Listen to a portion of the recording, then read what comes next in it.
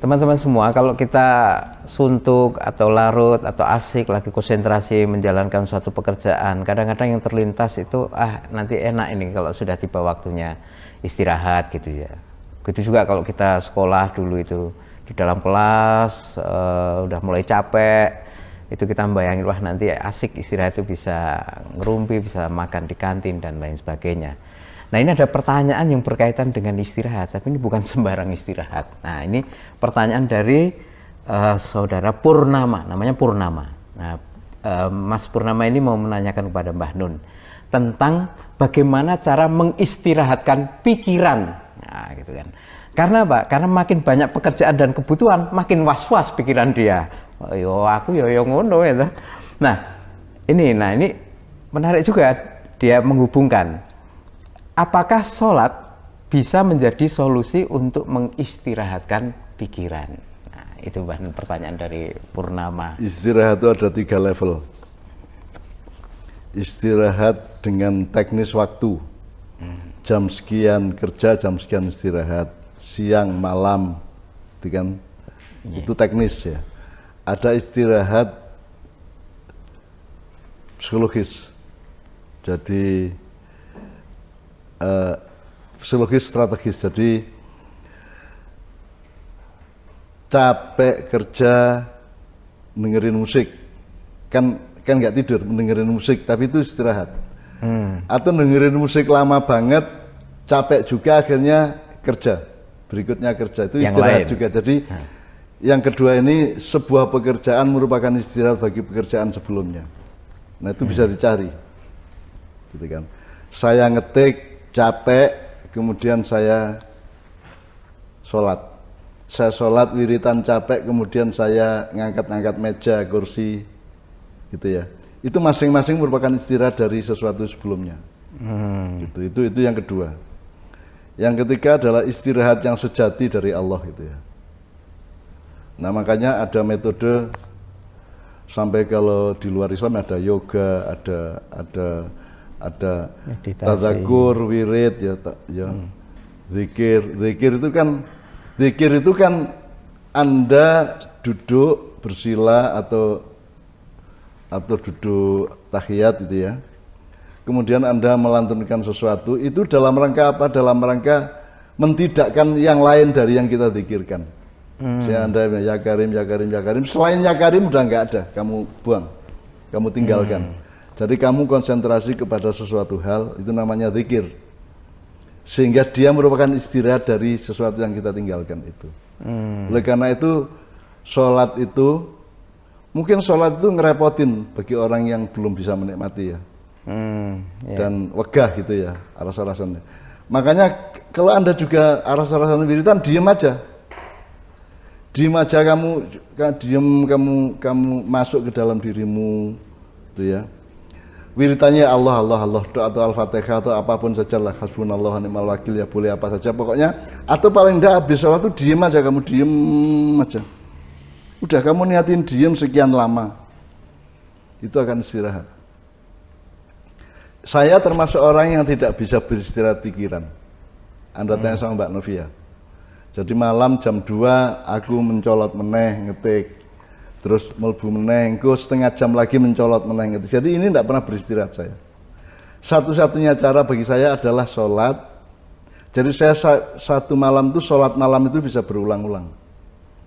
Jam 1, pokoknya sudah habis jam 12 itu sholat lagi gitu. Atau tidur, pikiran ngeledak tapi pikiran jalan terus, wudhu lagi, sholat lagi. Supaya saya bisa diem. Jadi pokoknya kontemplasi. Jadi kan hidup tuh aksi dan kontemplasi. Gitu ya. Nah, aksi kontemplasi itu ada yang teknis yang pertama tadi, bahwa kalau kerja di kantor itu aksi, pulang itu kontemplasi, atau kalau Anda bekerja di rumah ngetik apa angkut-angkut ngerjakan macam-macam di rumah tangga itu aksi, kemudian Anda tidur itu kontemplasi. Jadi ini terserah Anda menyusun mekanisme aksi kontemplasi ini bisa bermacam-macam caranya. Kan saya pernah minta Yon Kuswoyo, suatu hari saya ketemu di rumahnya, saya datang ke rumahnya, Mas Yon, mak iyahan Pak sampean. Di endi ya? Di Kenduri Cinta di Jakarta. Jam piro? Yo biasanya jam 09.10 sampai jam 3. Waduh gak kuat cak, aku ini jam 10 bengi wis turu wisan. Terus saya bilang, mbok sampean jam 10 bengi dirubah. Jadi ada mekanisme di mana istirahat kita itu kita atur berdasarkan mekanisme kita sendiri, ngerti nggak? Kalau yang rutin, yang umum kan jam 9-10 malam istirahat sampai jam 4 pagi, jam 5 pagi kan gitu. Kan ada orang lain yang bisa siang malam itu berulang-ulang dalam sehari. Saya malamkan jam sekian sampai jam sekian, kemudian saya siangkan jam sekian sampai jam sekian, kan bisa itu.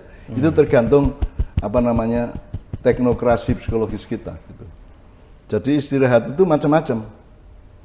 Nah, kalau yang paling radikal itu ya Anda sholat terus duduk dan niatnya sederhana, pokoknya saya tidak berdiri sebelum hati saya tenang.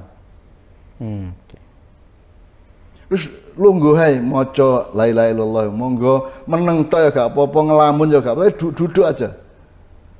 Tapi jangan berdiri karena putus asa, gitu loh. Itu, saya kira 3 level itu Anda tinggal olah itu. Ini mungkin ada satu bagian dari pertanyaan ini. Kan tadi dia banyak pekerjaan, kebutuhan itu mungkin ya memenuhi kebutuhan keluarga, beli kebutuhan pokok dan lain sebagainya, sementara mungkin duit nggak cukup dan lain sebagainya, dan itu yang bikin was-was pikiran. Tapi ini bagian dari pertanyaan ini mengingatkan saya kepada apa yang dulu juga pernah disampaikan Mbah Nun, bahwa mikir utang ki pol sampai jam 10 bengi wae. Setelah itu udah nggak usah mikir utang. Jadi apakah ini termasuk itu hal yang juga, terkait? itu juga metode untuk pengelolaan istirahat tadi. Lah kalau kita ini kan serabutan, pokoknya punya masalah kita bawa seumur hidup kan gitu kan. Termasuk kalau kita marah, kita dendam, kita mangkel, itu kita bawa terus tanpa membatasi waktunya. Jadi tidak ada manajemen psikologi. Banyak orang yang seperti itu. Nah, apa saja yang sebaiknya berhenti di jam 10 selain utang dan apa ya kira-kira yang biasanya mungkin membebani pikiran? Makanya harus punya banyak daftar kerjaan. Mengatur rumah tangga, fisik, gitu. Ngomong-ngomong sama anak istri, ngaji, sembahyang, ngerjain apa di komputer atau apapun, harus punya sebanyak mungkin kerjaan. Jadi schedule-nya harus padat gitu, Bukan ragam kerja, ragam yang bisa kita kerjakan tuh banyak gitu loh. Apalagi pas COVID gini nih. Harus punya banyak ragam kerjaan. Ya. Jadi harus punya ide yang kreatif, yang apa yang bisa dilakukan macam-macam. Saya tuh kan tidak pernah bisa tidur berpuluh-puluh tahun kalau malam. Jadi tidak pernah Mbak Via melihat saya jam 3 pagi kok tidur, itu tidak pernah. Tidur pun mungkin mencolot lagi, loncat lagi ke kamar mandi, wudhu, sholat lagi, atau apapun lah, ngetik atau apapun, jailbreak, ngoprek, gitu, hacking, cracking atau masak Indomie atau ngerebus. Masak Indomie ya termasuk, masak Indomie atau bakar roti, apa aja, macam-macam. Anggikan saya bisa berenang, saya kira saya sering renang tengah malam. Karena pengalaman dengan air itu juga luar biasa. Kalau Anda bisa ke kolam renang malam-malam ya bagus. Makanya orang kalau di desa kan ada kumkum gitu, sejenis kumkum. Kumkum gitu. Ya. Kumkum tidak harus di sungai toh. Yeah. Di kolam renang juga bisa, karena di kolam renang itu Anda akan terseret oleh semacam dorongan kekhusyukan tertentu. Bernafasnya aja berbeda. Kalau Anda menggerak-gerakkan badan juga berbeda, apalagi bisa berenang. Tadi Mbak Nur mengatakan, nek misalnya sholatlah dan wiritan, kemudian jangan berdiri sebelum hatimu tenang gitu kan, atau menengtok dan berdiri ketika sudah tenang. Nah, ketenangan ini dalam kaitannya dengan tadi itu pikiran yang was-was karena banyak kebutuhan, itu secara sugestif itu bisa menolong memanggil keterpenuhan terhadap kebutuhan itu berapa? Makanya persen? komunikasi dengan Allah itu ada paket-paketnya. Gitu kan? Makanya berdoa kepada Allah, memohon kepada Allah itu ya ada paket-paketnya, ada level-levelnya. Minta kehendak saya nggak terkabul, akhirnya ya sudah minta, pokoknya yang misalnya endingnya sudah, pokoknya Allah menghibur saya lah, tolonglah. Terserah hiburannya apa, pokoknya hati saya dihibur sama Allah lah. Terus siapa lagi? Wong saya kerjanya menghibur orang dan tidak ada yang menghibur saya kok. Saya mohon hiburan dari Allah juga bisa. Gitu ya. Atau sebelumnya paket-paket, mau kan banyak sekali wiritan di maknya kan banyak sekali.